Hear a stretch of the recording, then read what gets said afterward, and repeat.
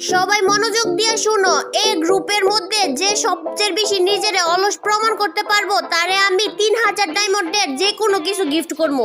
কে পারবো? আমি পারমু।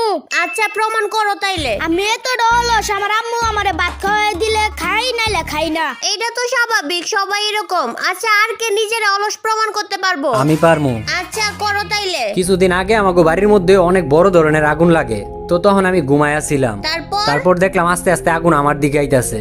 তো বাড়ির সবাই আগে থেকেই বাইরে বের হয়ে গেছিল, আর আমি আগুন দেখা পরে আবার ঘুমায়া গেলাম। তোমার দিকে আগুন আইতাছে এইটা দেখে আবার তুমি ঘুমায় গেলা কেন? বেশি ঘুমে দূরছিল, আর ওই ঘুম রাইখে আমি বাইরে যাবো, আমার ঘুম নষ্ট হয়ে যাবো কেনা।